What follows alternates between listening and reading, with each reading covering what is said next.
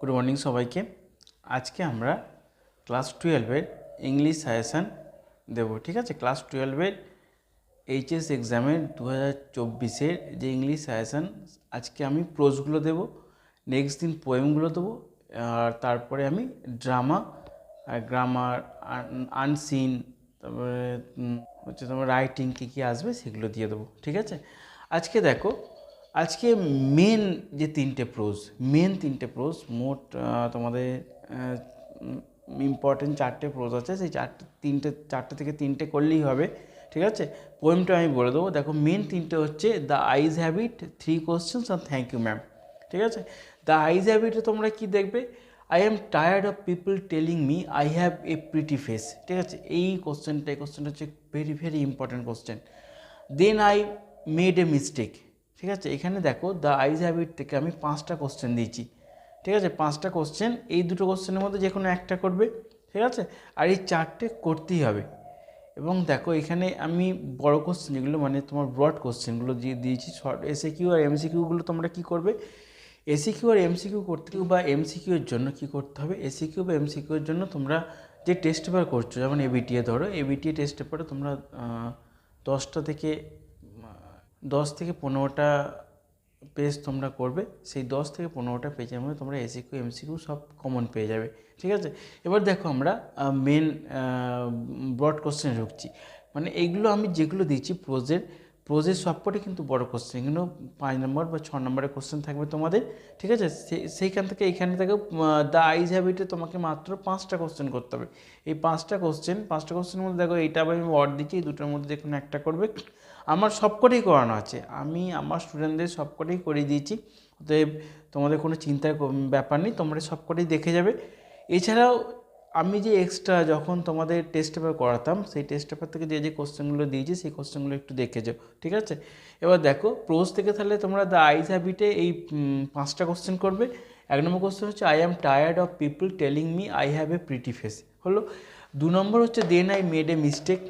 3 নম্বর হচ্ছে the man who had enter the compartment broke into my reverie. ঠিক আছে, এটা মেয়েটা বলছে। She was an interesting girl, এটা কে বলছে? ছেলেটা, অর্থাৎ যে হিরো এই গল্পের। ঠিক আছে, আর she would forget our brief encounter, এটা করতে পারে, বা and October is the best time. ঠিক আছে, এই দুটোর মধ্যে যে কোনো একটা করতে পারে, দুটো করলে কোনো অসুবিধা নেই। ঠিক আছে, এই দুটোই কিন্তু ইম্পর্টেন্ট। ঠিক আছে, আমার দুটোই লেখানো আছে, দুটোই তোকে দেখে যাবে। এবার দেখো, 3 কোশ্চেনে আমরা 3টি কোশ্চেন দিয়েছি। ঠিক আছে, 3 কোশ্চেনে 3টে কোশ্চেন কি দিয়েছি? হিয়ার কাম সামওয়ান রানিং, এই একটা কোশ্চেন করবে, খুব important. Forgive me said the bearded man, এটা একটা।